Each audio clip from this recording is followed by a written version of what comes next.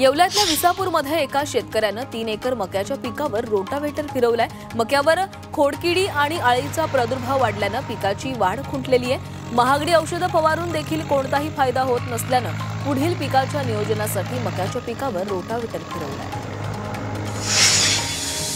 अकोल्याच्या पातूर तालुक्यात दिग्रस बुद्रुक गावामध्ये वादळी वाऱ्यासह जोरदार पाऊस बरसलाय। या दरम्यान शेतकऱ्यांनी मशागतीची कामं संपवून पेरणीला सुरुवात केली आहे। मात्र योग्य प्रमाणामध्ये पाऊस होईपर्यंत पेरण्या करू नये अशा सूचना शेतकऱ्यांना दिल्या गेल्या।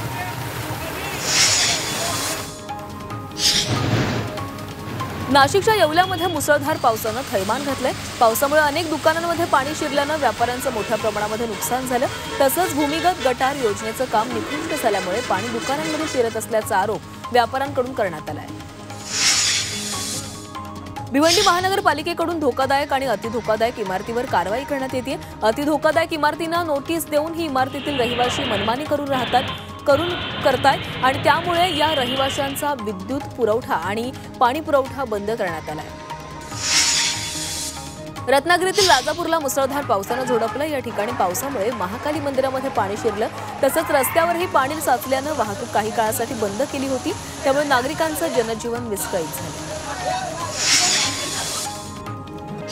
अकोल्यातील बाजारपेठेमध्ये भाजीपाल्यांच्या दरामध्ये मोठी वाढ झालेली आहे। अतिवृष्टीमुळे भाजीपाल्यांचं मोठ्या प्रमाणामध्ये नुकसान झाल्यानं भाजीपाल्याचं उत्पादन कमी झाले आणि याचा परिणाम भाजीच्या दरावर दिसून येतो।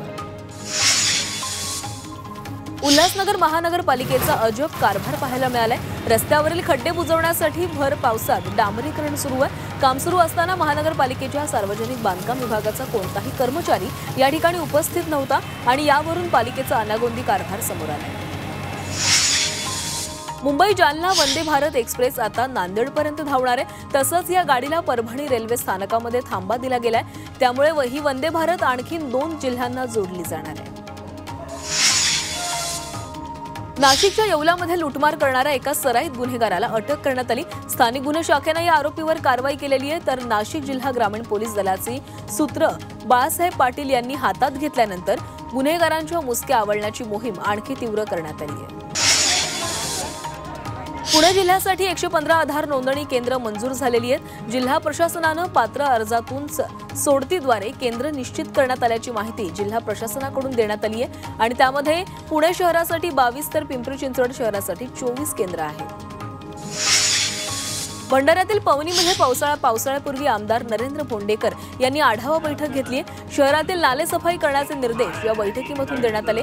नाले तुंबत असल्यानं नागरिकांच्या घरामध्ये पाणी साचत असल्यानं पावसाळ्यापूर्वी नाले सफाई रस्त्याची कामं पूर्ण करण्याच्या सूचना दिल्या। पंतप्रधान नरेंद्र मोदी यांनी विजय रुपाणी यांच्या कुटुंबियांची सांत्वनपर भेट घेतली। अहमदाबाद विमान अपघातामध्ये गुजरातचे माजी मुख्यमंत्री विजय रुपाणी यांचा मृत्यू झाला, यांचं निधन झालं आणि त्यांच्या कुटुंबाची पंतप्रधानांनी भेट घेतली आहे।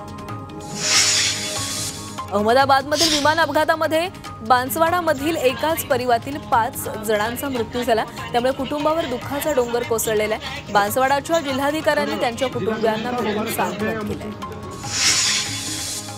अहमदाबाद विमान अपघातामध्ये इंदूरच्या हरप्रीत कौरचा मृत्यू झाला। लंडनला पतीच्या वाढदिवसासाठी जात असताना हरप्रीतचा अपघात झाला। त्यामुळे हरप्रीतच्या पतीची भेट अधुरीच राहिली।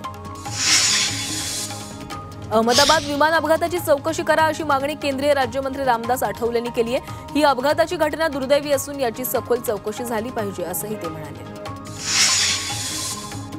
अहमदाबादमधील विमान अपघात ही अत्यंत दुःखद घटना आहे अशी भावना मंत्री उदय सामंत यांनी व्यक्त केली आहे। तसंच अपघात कसा झाला यावर राजकारण करणं योग्य नसल्याचंही ते म्हणाले। ड्रीम लायनर हे सुरक्षित विमान समजलं जातं, त्यामुळे काहीतरी टेक्निकल फॉल्ट झाल्यामुळे अपघात झाला असेल अशी शक्यता राष्ट्रवादी शरद पवार गटाचे जयंत पाटील यांनी व्यक्त केली आहे। तसंच ब्लॅक बॉक्समधून अपघाताचं नेमकं कारण समोर येईल असंही जयंत पाटील म्हणाले। स्थानिक स्वराज्य संस्थांच्या निवडणुकांसाठी राष्ट्रवादी काँग्रेस शरदचंद्र पवार पक्षानं नवं धोरण निश्चित केल्याचं समजतंय। स्थानिक पातळीवर भाजप वगळता कुणाशीही युती होऊ शकते। पालिका आणि झेडपी निवडणुकांसाठी अजित पवार आणि एकनाथ शिंदेंचीही युतीचा पर्याय खुला असल्याचं राष्ट्रवादी शरदचंद्र पवार पक्षाच्या वरिष्ठ सूत्रांनी सांगितलंय।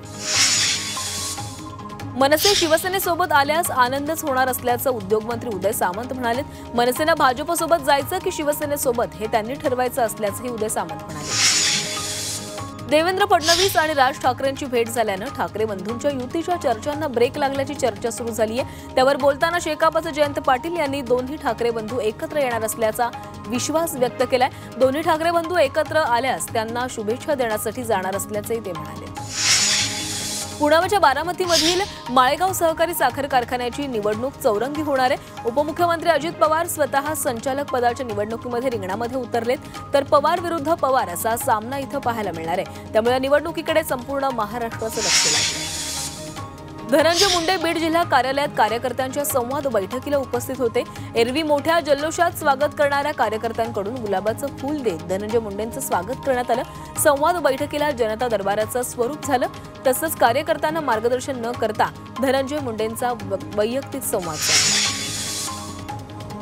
ठाकरे बंधू एकत्र येण्याच्या चर्चा सुरू असताना कल्याणमधील बॅनरनं सर्वांचं लक्ष वेधलंय। आदित्य ठाकरे आणि राज ठाकरे यांच्या वाढदिवसानिमित्त कल्याणमध्ये बॅनरबाजी करण्यात आली आहे। आता एक फक्त ठाकरे ब्रँडच चालणार असा आशयाचा हा बॅनर लावण्यात आला।